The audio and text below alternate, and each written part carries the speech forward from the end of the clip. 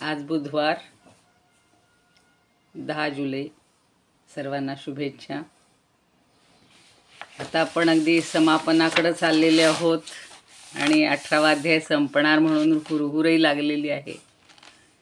कालच्या श्लोकामध्ये भगवंतांनी सांगितलं होतं की जे परमगुह्य मला सांगतील, इतरांना सांगतील आणि माझ्यावर अत्यंत भक्ती करतील ते माझ्यापर्यंतच येऊन पोहोचतील. तो श्लोक मी अजूनही थोडीशी चिंतन करत होते आणि पाहूया काय म्हणतायत. वसुदेव सुतं देवं कंसचाणूरमर्दनं देवकी परमानंदं कृष्णं वंदे जगद्गुरुं.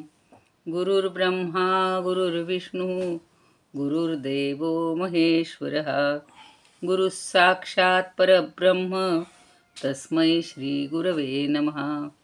शांताकारं भुजगशयनं पद्मनाभं सुरेशं विश्वाधारं गगनसदृशं मेघवर्णं शुभांगं लक्ष्मीकान्तं कमलनयनं योगिभिर्ध्यानगम्यं वन्दे विष्णुं भवभयहरं सर्वलोकैकनाथं. यं ब्रह्मा वरुणेन्द्ररुद्रमरुतस्तुन्वन्ति दिव्यैस्तवैर्वेदैः साङ्गपदक्रमोपनिषदैर्गायन्ति यं सामगाः. ध्यानावस्थिततद्गतेन मनसा पश्यन्ति यं योगिनो यस्यान्तन्न विदुःसुरासुरगणा. देवाय तस्मै नमः. देवाय तस्मै नमः. जय श्रीकृष्ण. सर्व श्रोत्यांना आणि भगवद्गीता भक्तांना सादर वंदन. काल आपण असा श्लोक 68वा पाहिला होता. यैमं परमं गुह्यं मद्भक्तेष्वभिधास्यति भक्तिं मयि परां कृत्वा मामे वैष्यत्य संशयः. जो पुरुष माझ्यावर प्रेम करून भक्तिमयी परां कृत्वा आणि अत्यंत परमगुह्यतम असं शास्त्र माझ्या भक्तांमध्ये प्रतिष्ठित करील तो मलाच प्राप्त होईल, यात शंका नाही. माम एव एष्यति इति असंशय. त्यामध्ये संशयच राहणार नाही. जो मनुष्य मी सांगितलेलं परमकल्याण हे ज्याचं फळ आहे असे श्रीकृष्ण आणि अर्जुन यांच्यातील संवाद रूपाने सांगितलेले अत्यंत गुप्त असे हे गीताशास्त्र माझ्यावर भक्ती करणाऱ्या भक्तांना सांग, किंवा ग्रंथरूपाने अशा किंवा अर्थरूपाने. ग्रंथरूपाने म्हणजे जसा आहे तसा. आता आपल्याला गीता परिवार प्रथम सगळ्यांना उच्चारणाचं शास्त्र शिकवत होती, तेही महत्त्वाचंच होतं. नंतर विवेचन सत्र चालायची, तीही महत्त्वाचीच आहेत. पण अर्थरूपानं पण सांगणं महत्त्वाचं आहे. आणि म्हणून ग्रंथरूपानं किंवा अर्थरूपानं जो माझं हे शास्त्र सांगेल आणि मी जसं तुला सांगितलं आहे तसं भक्तीमुळं तुला कळल्यानंतर तू इतरांना सांगशील असं भगवंत सांगतायत, तर तो भक्तीला पात्र होतो किंवा तो मला अत्यंत प्रिय होतो, माझ्यापर्यंतच येऊन पोहोचतो. जे भगवंताची सेवा करणं ती वेगवेगळ्या प्रकारे करता येते. पत्रम पुष्पम फलम तोयम वाहूनही करता येते, मानसपूजाही करता येते, समाजसेवा प्रजाजनांची सेवा करूनही करता येते, किंवा अंतर्मनामध्ये फक्त भगवंताचं स्मरण करत प्रत्येक कर्म त्याला अर्पण करूनही करता येते. तर असं जे जे कोणी करतात, पण सगळ्यात महत्त्वाचं या श्लोकात सांगितलेलं आहे की जो कोणी माझं हे ज्ञान इतरांपर्यंत पोहोचवेल, जे सत्कार्य करेल, पुन्हा ही गंगा प्रवाहित करत ठेवेल, तो माझ्यापर्यंत येऊन नक्कीच पोहोचणार आहे. म्हणून आता समर्थ सांगतात तसं जे जे आपणासी ठावे ते ते इतरांशी सांगावे, शहाणे करून सोडावे सकळ जन. आपल्याला जेवढं कळलेलं आहे, आपल्याला त्यातलं भावलेलं आहे, आपण त्यातलं आचरणात आणणार आहे, एवढं लोकांना सांगायला काहीच हरकत नाही. तर याच्यावरच काही 1-2 उदाहरणं आणि थोडंसं मला अधिक सांगावंसं वाटते. की भगवंतांनी 2 गोष्टींचा उल्लेख केला. एक म्हणजे संशय नष्ट झालेला ज्ञानी आणि दुसरा म्हणजे श्रेष्ठ भक्त. याच्याशिवाय परमेश्वर प्राप्तीत अन्य लोकांना होणार नाही. मग ज्ञानी केवळ अध्यात्मज्ञानीच पाहिजे. आणि अध्यात्मज्ञान कसं, तर 7व्या अध्यायात सांगितले, ज्ञानम विज्ञान सहितं यज्ञात्वा मोक्षसे शुभात. म्हणजे जो ज्ञान, अध्यात्मज्ञान, आत्मज्ञान आणि विज्ञानासहित.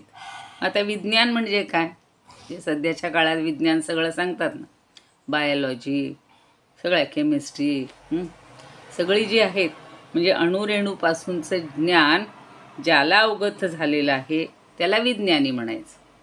आणि विज्ञान हे स्थूल रूप सृष्टीच्या उत्पत्ती, स्थिती, लय या चक्राबद्दलच असणार. शिवाय भूत, भविष्य, वर्तमान काळ याही रूपानं असणार.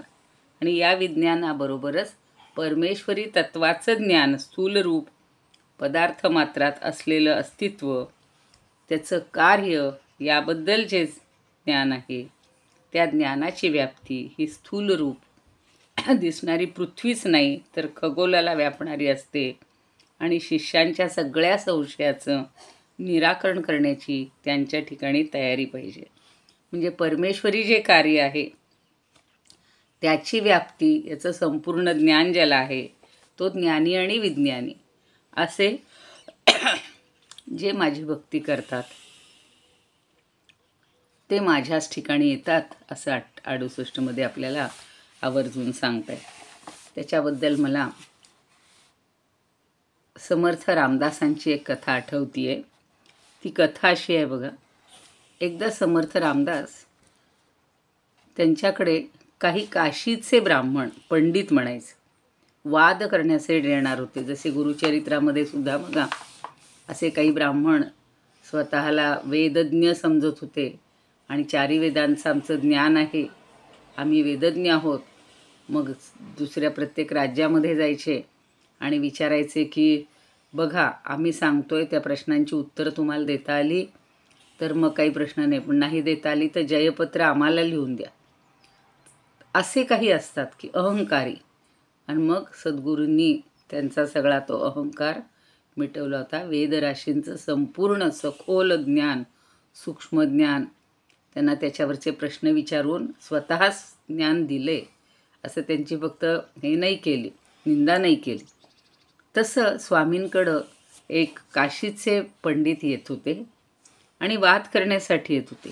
की त्यांना असं वाटतं की हे अगदी सर्वज्ञ आहेत आणि स्वामी स्वतः सर्वज्ञ होते, पण ते पंडित स्वतःला सर्वज्ञ मानत होते. मग त्यांनी काय केलं, आता ते येत आहेत म्हटल्यानंतर जर आपण कोणी येत आहेत म्हटल्यावर दारापर्यंत, रस्त्यापर्यंत जातो ना, या स्वागत करायला, तसं जायचं म्हणून ते रस्त्यांनी थोडं पुढं चालले. पण जाता जाता एक गलोरी छोटी असते ना, लगोरी म्हणतो तशी कल्याणाला बरोबर घ्यायला सांगितली. आणि ते बरोबर ते गिलवर घेऊन रोज कल्याणाबरोबर जायचे तसे गेले आणि त्याला बरेचसे खडे गोळा करायला सांगितले. आता खडे गोळा करत त्याला काही कल्याणाला कळेना की आज खडे बिडे काय स्वामी सांगतायत. तेवढ्यात ती मंडळी समोरून येताना दिसली बरं का. मग स्वामींनी कल्याणाला सांगितलं, मी चिमणी मारीन, तू तिला उचलून झोळीत टाक. एक एक खडा मारणार त्या लगोरीनं आणि तू एक एक चिमणी माझ्या झोळीमध्ये टाक. असं त्यांनी खडा मारणं, ती चिमणी त्याच्या झोळीत टाकणं हे सुरू केलं. इतके नेम धरले की जेवढे खडे गोळा केले होते तेवढे सगळे त्यांनी चिमण्या मारून त्याच्यामध्ये झोळीमध्ये टाकल्या. आता ते लांबूनच पाहतायत की यांचा तर पोशाख, पगवी वस्त्र सगळं आहे, जटाधारी आहेत, सगळं केलेलं आहे, आणि हे काय चिमण्या मारतायत, हे काय तत्त्वज्ञान सांगणं. म्हणजे हे लोकांच्या डोळ्यात धूळ फेकतायत, लोकांना खोटं नाटक करून धर्मभ्रष्ट करत आहेत असं त्यांना वाटलं. आणि संन्यास धर्माला काळीमा लागला आहे. या अरण्यात आपल्याला कोणी बघणार नाही, आपला पत्ता कोण सांगणार. चला म्हणतायत. आपल्याला खरं काही म्हणजे ते स्वामी रामदासच आहे ते त्याला कळलेलं नव्हतं, पण त्यांना असं वाटतं की हे असे भ्रष्ट करणारे अनेक स्वामी आहेत आणि म्हणून ते येतात कल्याणाजवळ विचार आणि म्हणतात, का हो इकडे रामदास स्वामी म्हणतात ते कुठे आहेत? तर हा सांगतो हेच आहेत ना रामदास स्वामी. मग तर त्यांच्या डोक्यात म्हणजे असं आलं की तो सांगतो, कल्याण सांगतो की स्वामी तुमच्याजवळ ते काशीचे पंडित आलेले आहेत. तर काशीच्या पंडितांना या स्वतःच्या मूर्खपणाची कीव आली की अरे आपण कुठे आलो, एवढ्या काशीपासून इथपर्यंत लांब आलो आणि रामदास मोठे ज्ञानी आहेत म्हणून त्यांच्याशी वाद करण्यासाठी आलो आणि दिसतंय काय तर ते चिमण्या मारतायत. अशा स्वामींचं तोंड न पाहताच गेलेलं बरं आणि म्हणून ते वळणार होते. तेवढ्याच समर्थ त्यांना म्हणतात, नमस्कार करतात आणि म्हणतात, अहो ब्रह्मवृंद हो, आपलं दर्शन झालं, आम्ही धन्य झालो, आपण काशीहून आलेले आहात. माझ्याकडं आपलं काय काम होतं? जरा निवांत बसून बोलूयात. बरं ठीक आहे, बसले. आता इच्छा नसताना बसले. आणि मग अशा या शिकारी आणि दिखाऊ संन्याशाशी काय बोलावं? आता दिखाऊच वाटला त्यांना आणि शिकारी आहे. तर त्या पंडितांना प्रश्नच पडला. पण त्यांनी फजिती करून जयपत्र घेऊन जाऊ असं ठरवलं, मी मगाशी म्हणलं तसं. आणि ते बोलायला लागले की ब्रह्म, माया, जीवसृष्टी, कालगती, ब्रह्माची व्याप्ती, मायेचं दर्शन, असे हे जे सगळे प्रश्न आपले आत्तापर्यंत चर्चिले गेले, या प्रश्नांचा भडीमार असा अक्षरशः जसा गोळ्यांचा भडीमार करतात सैनिक शिपाई, तसं त्यांनी त्यांच्यावर केलं. आणि ते म्हणतात, ब्रह्मवृंद हो, तुम्ही फारच खूट प्रश्न विचारले आहेत हो. त्याचं सविस्तर उत्तर द्यायला मला फार वेळ लागेल. माझा हा कल्याण शिष्य आहे ना, हा तुम्ही पाहिला आहेत म्हणे. तर त्याच्या झोळीत मृत चिमणे आहेत. आधी जरा त्यांची सोय लावतो आणि मग तुम्हाला सांगतो. आता तर ते अजून भुचकळ्यात पडले. हे सोय लावणार म्हणजे काय करणार? मग कल्याणाला सांगतात, थोडं वाळलेलं गवत आण, गोळा कर. आता सांगितलं तो गवताचा ढीग पेटव आणि त्यात सगळ्या चिमण्या टाक. कल्याणही आश्चर्यचकित झाला, आता काय हे? आणि त्यानं तसं केलं. गवताचा एका क्षणात ते काड्या पेटल्या आणि त्यानं आपल्या समर्थांच्या झोळीतल्या ज्या चिमण्या आहेत त्या खाली टाकल्या. खाली टाकल्या काय झालं? त्या चिमण्या खाली पडतानाच चिवचिव करत उडून गेल्या. म्हणजे त्या खोटी सगळी माया तयार केलेली होती. त्यांनी काही त्या चिमण्यांना खरं मारलेलंच नव्हतं. मग सगळेजण शास्त्री त्यांच्या शरणागत आले आणि पाय धरले आणि म्हणाले की आम्ही काही आता तुमच्याशी वाद करू शकत नाही. कृतीतनं, एखाद्या छोट्याशा कृतीतनंच त्यांनी दाखवलं की वरवर आपल्याला एखाद्या व्यक्तीबद्दल काही वाटत असतं, भगवंताबद्दल वेगळंच वाटत असतं आणि खरं ज्ञान काही वेगळंच असतं. तर ते संशयाने असं कुठलंही ज्ञान, जे ज्ञानी समजतात, संशयी असतात, रामभक्त म्हणत असतात, त्यांना इतरांबद्दल काय वाटतं आणि मीपणा त्यांच्याजवळ किती ठासून भरलेला असतो. आता आपले सगळेच संत, नामदेव, ज्ञानदेव, निवृत्ती, सोपान, मुक्ताबाई, जनाबाई, मीराबाई, चोखामेळा, गोरा कुंभार, नरहरी सोनार, सेना न्हावी, सावता माळी, केवढी यादी आहे हो. निळा, नरसी मेहता, सूरदास, तुलसीदास, हे सगळे पूर्ण ज्ञानी होते आणि तसेच हे संत सगळे असतात. आता आपल्याला तेवढं ज्ञानी होण्यासाठी किंवा तेवढी आपल्यामध्ये शक्ती, ज्ञानशक्ती येण्यासाठी आपला पूर्ण अहंकार जायला पाहिजे, पूर्ण शरणागती प्राप्त व्हायला पाहिजे. आणि या अहंकारामुळं, देहभावामुळं मनुष्याला हा देह नश्वर आहे, आत्मा चिरंतन आहे, हे समजत नाही. आणि ते आता आपल्याला हळूहळू समजायला लागलेलं आहे. तर कितीतरी त्याच्यावर ज्ञानदेवांनी सुद्धा खूप ओव्या सांगितलेल्या आहेत. आपण आता त्या ज्ञानेश्वरीमध्ये पाहणारच आहोत. म्हणून असा खरा जो ज्ञान जगाला देत असेल, खरं माझ्याबद्दल जे कोणी सांगत असेल, हे सगळं शास्त्र म्हणजे फक्त भगवद्गीता असं नाही आहे. भगवद्गीता तर आहेच, योगशास्त्र सगळं आहे, केवढं प्रचंड आहे. आणि ते जो कोणी देत असेल तो मला अत्यंत प्रिय होतो आणि माझ्यापर्यंतच येतो. पुढचा श्लोक तर अतिशय अगदी म्हणजे ज्याला उच्चस्थानी ठेवावा असाच आहे बघा. न च तस्मान् मनुष्येषु कश्चिन्मे प्रियकृत्तमः भविता न च मे तस्मात् अन्य प्रियतरो भुवी. काय सांगतायत की या पृथ्वी तलावर नच तस्मात, तस्मात म्हणजे म्हणून, मनुष्येषु या सगळ्या माणसांमध्ये, कश्चित म्हणजे कोणीही, मे म्हणजे माझा, प्रियकृत्तमहा म्हणजे प्रिय करणारा, कृत्तम कृत धातू आहे, क्रू धातू आहे, आणि तो कृत म्हणजे करणारा, त्यातला तम म्हणजे माझं प्रिय करणाऱ्याच श्रेष्ठ असा दुसरा क्वचितच आढळेल.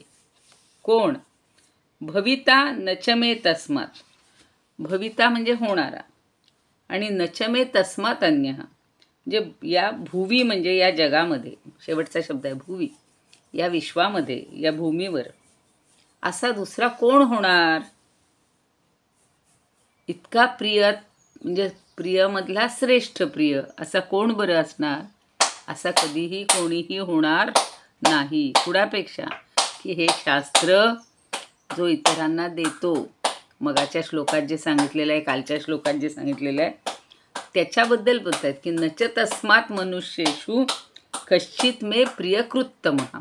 अहो त्याच्याशिवाय या जगात माझ्याबद्दलचं मला असा अधिक प्रिय दुसरा कोणीच असणार नाही आणि होणारही नाही.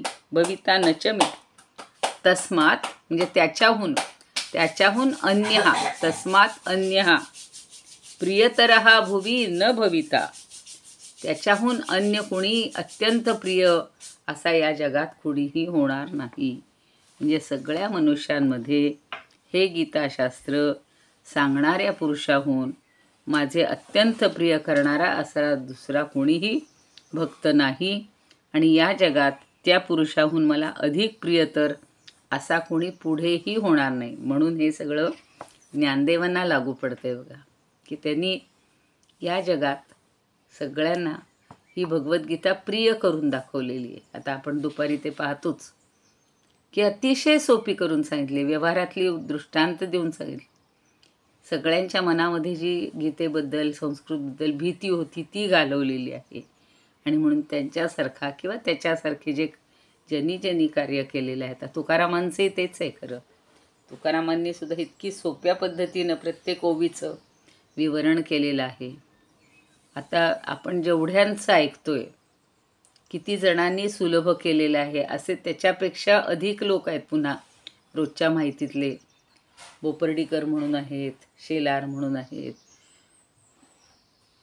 आम्ही खूप गीता त्यावेळेला वाचत होतो, आता त्यांची नावं पण माझ्या आत्ता समोर नाही आहेत.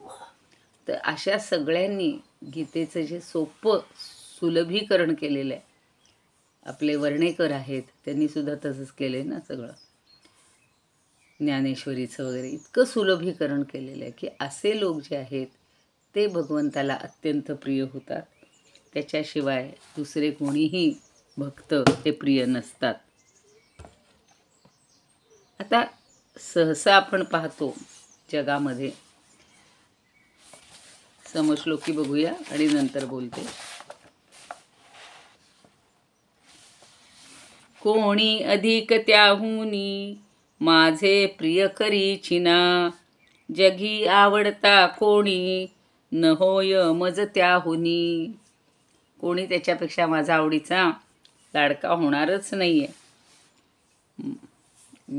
तुकाराम महाराज म्हणतात, मानव कोटीत विचारिता नित्य, त्या ऐसा सांप्रत नसे कोणी, त्याचा तो प्रिय कर ये तुला ओळखे, भानुचक्षी देखे घडे छिना.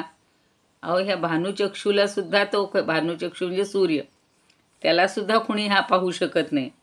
पुढेही होणार भविष्य पाहिले, परीन पडले लाभा दृष्टी, त्या लोकी मत प्रिय त्याहुनी दिसेना, तुका विनवी दिना परीक्षिजे. सगळ्या दिनांना परीक्षी म्हणजे तुम्ही परीक्षा करा, समजून घ्या, असं म्हणतायत की या मानव कोटीत विचार करता असा दुसरा कोणीही सांप्रत सापडणार नाही की जो मला भगवंताला प्रिय आहे असं. आणि तो अशा सूर्याच्या रूपी नेत्रांनी सुद्धा त्याला बघता येणार नाही. तर आपले तर नेत्र काय हो, अगदी सूक्ष्म एवढेशे, त्याची शक्ती केवढी, डोळ्यासमोर येईल तेवढंच बघणारे, डोळ्याच्या पलीकडचं आपण बघूही शकत नाही. वामन पंडित म्हणतात,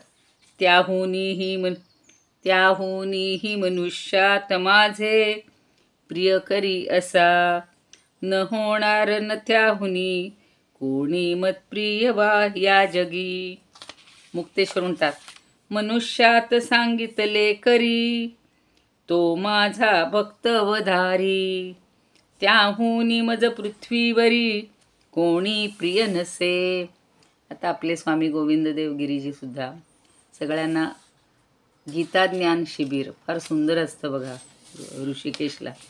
तुमच्यापैकी कोणी अनुभवलं असेल की 7 दिवस किंवा 10 दिवस अखंड गीतेचं चिंतन एकेका श्लोकावर, एकेका ओवींवर असं ते करत असतात.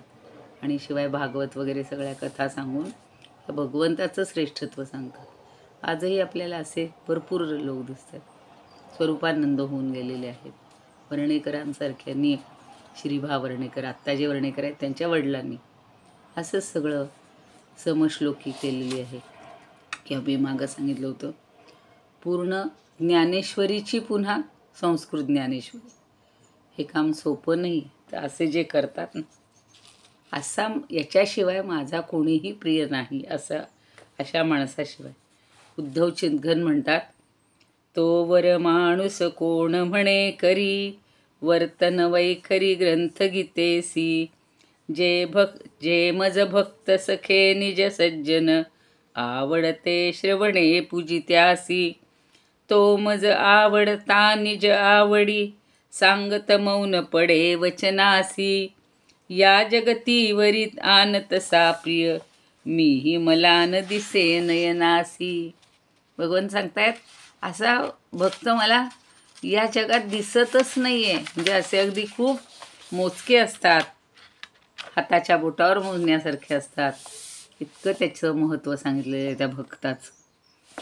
कीर्तने म्हणतात, कौंतेयानच मानवात तसला, तो धन्य की या जगी, माझे त्याहुनी आणखी प्रिय करी, ऐसा न होई कुणी, तैसा मत्प्रिय तोच होय मज तो, सर्वस्व मानी मनी, लोकी या प्रिय तो मला न दुसरा, होणार त्या वाचुनी या जगात त्याच्याशिवाय प्रिय मला दुसरा कोणीच नाही रे. अनंततने म्हणतात, सर्व मनुजी मतप्रेष्ठ कार्य करता, तया वाचुनी कोणी न दुजा पार्था, तसा प्रियतम मज साच तया हुनी, कदा काळी नच होय अन्य कोणी. कदा काळी कधीच होणार नाही त्याच्यासारखा प्रिय कोणी. मारुलकर म्हणतात, सांगे अन्या त्याहुनी हे गुह्य ज्ञान, आवडी परम करणारा मानव जो प्रियतम, होतो सख्या असे मान. डॉक्टर खैर म्हणतात, माझे प्रिय करणारा, थोर नसे या जगी कुणी अन्य, नच होणार कुणीही, प्रियतम मजला तयाहुनी मान्य. किंवा गोखले म्हणतायत, त्या वाचुनी मनुष्यात अन्य नाही मला प्रिय, त्या वाचून प्रियतर अन्य होणार ना जगी. सेनापती बापट म्हणतात, मानवी थोर त्याहुनी, नसे मतप्रिय साधक, मलाही प्रिय त्याहुनी, दुजा कोणी असे जगी. नंदापुरे म्हणतात, मनुजा माझी त्या मनुजा परी, मतप्रिय कार्ये कुणी न करी. बघा, मनुजा माझी त्या मनुजा परी, मतप्रिय कार्ये कुणी न करी, त्याहुनी प्रियतर दुसरा कोणी, न दिसे मजला धरेवरी. लोकमान्य टिळक आहेत. एवढा मोठा गीता रहस्य ग्रंथ मंडालेच्या तुरुंगात लिहिला. खरे स्थितप्रज्ञ. मला सांगा, आपल्याला जरा कुठल्या तरी वाईट परिस्थिती आली, काही अचानक गावाला गेलो आणि कुठेतरी वाईट जागेत राहायची वेळ आली, काही काळ, एखादा दिवस, काही तास, तर आपण अगदी कंटाळून जातो, थकून जातो, वैतागून जातो. पण तुरुंगात एवढा मोठा ग्रंथ लिहिलेला, फक्त टिळकांची रहस्य म्हणजे त्यांनी गीता रहस्य जी टीका आहे तेवढी वाचली, ती वाचणंसुद्धा आपल्याला शक्य होणार नाही सामान्यांना. पण त्याचं जर चिंतन केलं, केवढा अभ्यास केलेला आहे त्याने, सगळ्या ग्रंथांचा अभ्यास केलेला आहे, तर असा मला या धरेवरी कोणीही सापडणार नाही. आणि शिवाय देशकार्य केलं. हरिपंडित म्हणतात, गीतार्थ जो गुरुमुखे समजेल पाही, पार्था तयाहुनी मला प्रिय अन्य नाही. लोकी पुढे मज तसा न मिळेची भक्त, तू भक्त रत्न मज हो मिनलासी येथ. आता तू मला असा मिळाला आहेस बरं का, असा मला मिळालेला आहेस, असा भक्त तू पण आहेसच, पण असे भक्त व्हायला पाहिजेत असं ते सांगतात. या गीताशास्त्राचा संप्रदाय पुढे चालवणाऱ्या मनुष्यांमध्ये मला अधिक प्रिय असणारे कार्य करणारा मनुष्यांमध्ये कोणीही नाही. शंकराचार्य म्हणतायत, ते माझं अत्यंत प्रिय कार्य करणारा जो आहे तो आत्ता वर्तमान काळी मनुष्यामध्ये त्याच्यापेक्षा मोठा प्रियतम कार्य करणारा कोणी नाही आणि पुढेही कुणी असणार नाही. बघा, बुद्ध्याचं वाण धरिले धरी करी हे सतीचे. इतकं सोपं नाही आहे. एखादं कार्य घेतलं तर ते अखंड पुढे गीता परिवार ते कार्य करतोय, किंवा सगळे असे पुण्याची संस्था आहे, गीता धर्म मंडळ आहे, किंवा अनेक जणांनी गीतेसाठी असं वाहून घेतलेलं आहे. आत्ताच्या काळात म्हणजे आत्ताच्या काळात कोण आहे ती आपल्या डोळ्यासमोर उदाहरणं आणायची आणि त्यांच्यासारखं आपण होण्याचा प्रयत्न करायचा. आता याच्यावर एक उदाहरण आठवते की भगवंत कसा श्रेष्ठ भक्ताला मान देतो. तुम्हालाही माहिती असेल तो प्रसंग कदाचित. म्हणजे स्वतः तर भगवंत इतरांकडून अपेक्षा करतायत ना की असा मला भक्त प्रिय आहे. कोणताही पुरुष प्रिय करणारा जो असेल तो काय करतो हो, आधी स्वतःचं प्रिय करतो. म्हणजे आधी आपली सगळी लाईन लावून घ्यायची संसाराची, जीवनाची, आणि मग दुसऱ्यांना प्रयत्न करायचा, दुसऱ्यांना मदत करायची. खूप थोडे लोक असतात की स्वतः कष्टात असूनसुद्धा दुसऱ्यांना मदत करणारे, किंवा दुसऱ्यांबद्दल विचार करणारे, किंवा चांगलं बोलणारे, चांगलं वागणारे. कुणी एखादा कार्य करत असेल ना त्याच्यावर बोट ठेवणारे मात्र खूप लोक असतात आणि सदैव दुसऱ्याजवळ वर्णन करत असतात. पण काही लोक असे आहेत की भगवंताचंच वर्णन सगळीकडे, भगवंताचीच महती, भगवंताची स्तुती. काही झालं तरी त्यांच्या मनामध्ये भगवंताचंच नाव येतं आणि भगवंत म्हणून म्हणतात की असा जो भक्त आहे ना तो माझा आत्मा आहे. म्हणजे आपण काय म्हणतो, माझं आत्मतत्व म्हणजे तो परब्रह्म परमात्मा आहे. आणि भगवंत म्हणतायत की असा जो प्रिय भक्त आहे ना तो माझा आत्मा आहे. आणि त्याचं नातं जे आहे ते इतकं आहे की त्याला असं दाखवतच नाही की ह्याच्यापेक्षा हा श्रेष्ठ आहे, ह्याच्यापेक्षा हा श्रेष्ठ आहे. कारण कित्येक भक्त हे समोर दिसत असतात आणि देवरूपानंच वावरत असतात. आपण जी यादी आहे भली मोठी संतांची मगाशी सांगितली, अजूनही कित्येक संत आत्ताच्या काळातही काही आहेत. शिर्डीचे साईबाबा होऊन गेलेले आहेत, म्हणजे एवढ्यात सुद्धा झालेले अनेक संत आहेत. तर त्यांना स्वतःचं जीवनच नसतं. तुकारामांना काय, ज्ञानदेवांना काय, स्वतःचं जीवनच नव्हतं. आजही असे काही आहेत. गाडगे बाबा होते, बाबा आमटे आहेत, त्यांच्यासारखे लोक आहेत. कित्येक लोकांची सेवा करणारे, जनसेवा करणारे. आणि लहान मूल जसं आईवर पूर्ण विसंबून असतं तसे हे भक्त देवावर, अर्थात ते मनुष्यातल्या देवांवर प्रेम करत असतात. तर त्यांच्यावरच पूर्ण अवलंबून असतात आणि भक्तच देवांना आवडणारे असे सगळे प्रकार करीत असतात. पण देवांना कधी भक्ताची गरज पडते का? देवांना भक्त फार आवडतात का? की देवसुद्धा भक्ताशिवाय राहू शकत नाहीत, क्षणभर विसंबत नाहीत. असं कधी पाहिलं की देवाचं काही अडलंय या भक्तांशिवाय? पण आपण पाहिलं की तो विठुराया, तर आता विठुरायाचेच 8 दिवस आहेत, 5-6 दिवस आहेत, सगळीकडे धावून गेलेला आहे नाही का. जनाबाईला, चोखाला, सगळ्यांना, गोरोबांना, सगळ्यांना मदत केलेली आहे या विठुरायाने. म्हणजे त्यांना प्रिय भक्त असतातच. तसंच एकदा काय होतं, नारद मुनी भगवंताच्या इथे येतात, दर्शनाला येतात. आणि रुक्मिणीकडे चौकशी केली, माते भगवंत कुठे आहेत? तर ती म्हणते पूजा करतायत. पूजा करतायत. तर भगवंतांनी कुणाची पूजा करावी हे त्याच्या डोक्यातच नसतं. जे त्रिभुवनाचे कर्ते आहेत ते कुणाची तरी पूजा करतायत हे नारदाच्या लेखीच नाही ना. हळू दबक्या पावलांनी, कारण आपल्यामुळं दुसऱ्याला डिस्टर्ब होऊ नये हे नारद जाणत होते. आपल्याकडं म्हणजे दाण येतील, अहो काय चाललंय, आत्ता कसली पूजा करताय, मला बोलवलं होतं ना.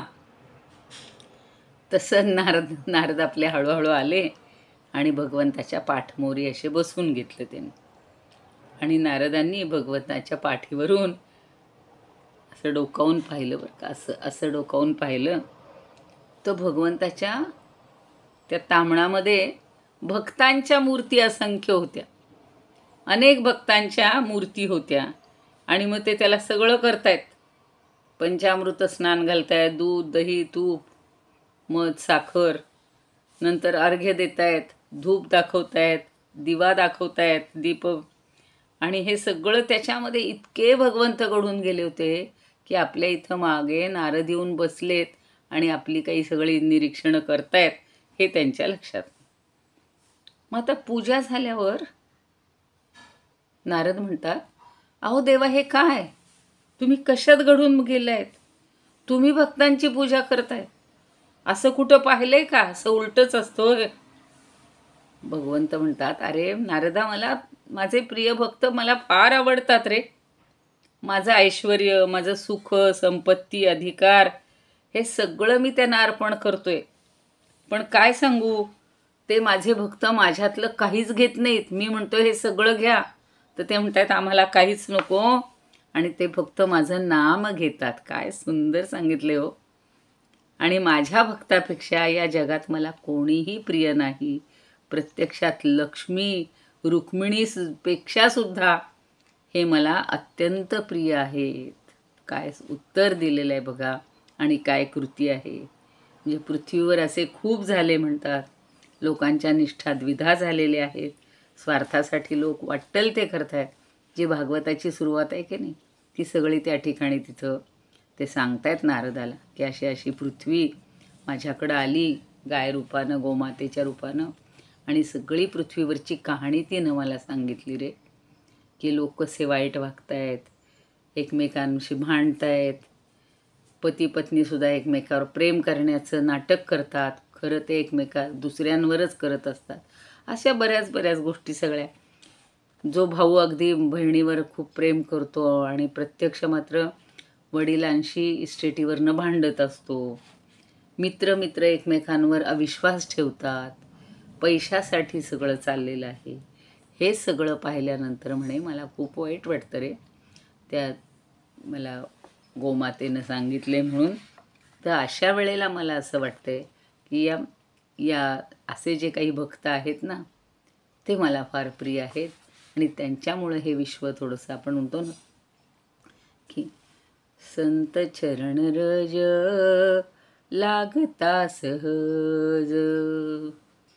म्हणजे संतांचं चरणरज जरी आपल्याला लागलं तरीसुद्धा आपल्यामध्ये बदल होतो.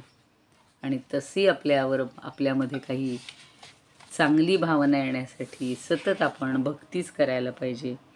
म्हणून मग भगवंत त्या पृथ्वीला सांगतात की तुझी जी तळमळ आहे ना, ते मी जाणतोय म्हणतात. पण ऐक की तुझ्या आश्रयाला आलेल्या जीवांनी केवळ गीतेचाच आश्रय करावा, अभ्यास करावा. अर्जुनाला निमित्त करून मी संसार सागरात बुडणाऱ्या जीवांचा उद्धार व्हावा म्हणून मी गीतेचं प्रकटन केलं आहे. गीतेचा अभ्यास आत्मविकास, आध्यात्मिक प्रगती घडवून आणतो. आणि शिवाय लौकिक जीवन सुखानं, शांतपणानं, समाधानानं कसं घालवावं याचं मार्गदर्शनसुद्धा करतो. तेव्हा एकदा गीतेचा अभ्यास चालू केला की तो जीवनमुक्ती देईपर्यंत जीवाला मदत करतो. असा गीतेचा अभ्यास प्रत्येकानं चिंतन मनन करावं. आणि हे पृथ्वीदेवी, मी तुला असा बुद्धियोग देतो की जेणेकरून त्याला सर्वाभूती माझीच अनुभूती येईल. असं झालं म्हणजे त्याची निष्ठा माझ्याबद्दल पक्की राहील. आणि म्हणून अव्यभिचारिणी अशी भक्ती तो माझी करेल. गीतेच्या अभ्यासातनं अशा मार्गातून प्रत्येक चालत असताना माझं गुणगान करील, माझी भक्ती करील, माझी स्तुती करील, स्वतःबरोबर दुसऱ्यांचं जीवन चांगलं करील, दुसऱ्यांना मार्गदर्शन करील, भवसागरातून तरुण नेईल, असेही काही भक्त होतील. म्हणून तर सगळा भागवत ग्रंथ एवढा तयार झालेला आहे. आणि अशा प्रकारे अशा जीवांना तारण्याचं काम जो माझा भक्त करतो तो मला प्रिय होतो. तो माझ्या इतकाच नवे नवे माझ्यापेक्षा मला प्रिय होतो. म्हणजेच तो माझा प्राण आहे. एवढ्या एका श्लोकामध्ये कितीतरी गर्भित अर्थ आहे. आपण जेवढा घेऊ तेवढा. आणि असं भगवंतांनी गौरवांनी सगळा उल्लेख केलेला आहे. ज्ञानदेवांनी सुद्धा याच्यावर खूप ओव्या सांगितलेल्या आहेत. ज्ञानिया कर्मठा तापसा यया खुणेची या माणसा माझी तू एकुगायसा पढिये तुझ तैसा भूतळी आघवा आनंद देखो पांडवा तो गीता सांगे मेळावा भक्तजनांचा मज ईश्वराचे निलोभे हे गीता पडता अक्षोभे जो मंडन होय सभे संतांची तैसा सज्जनांच्या मेळापी गीता पद्यरत्नी उमपी वर्षे जो माझ्या रूपी हे तू ठेवूनी. बऱ्याच आहेत, थोडक्यात सांगतात की जो ज्ञानी कर्मठ तपी यामध्ये मला एकच आवडतो म्हणतायत. मला जसा आवडतो कोण की जो ही गीता इतरांना सांगतो. अर्जुना, तितका आवडता भक्त या भूतलावर मला दुसरा कोणीच दिसत नाही. जो माझ्या भक्तमंडळीच्या जमावात कथाकथन करतो, गीता कथन करतो आणि इतकं त्यांनी गीतार्थाची मेजवानी संतजनांना देतो, त्याला अद्यापपर्यंत मी माझ्या जिव्हाळ्यात अंतःकरणात ठेवीन. योगेशं सच्चिदानंदं वासुदेवं व्रजप्रियं धर्मसंस्थापकं वीरं कृष्णं वंदे जगद्गुरुं. कृष्णाय वासुदेवाय हरये परमात्मने प्रणतः क्लेशनाशाय गोविंदाय नमो नमः. ओम पूर्णमदः पूर्णमिदं पूर्णात् पूर्णमुदच्यते पूर्णस्य पूर्णमादाय पूर्णमेवावशिष्यते. ओम शांति शांति शांति. जय श्री कृष्ण.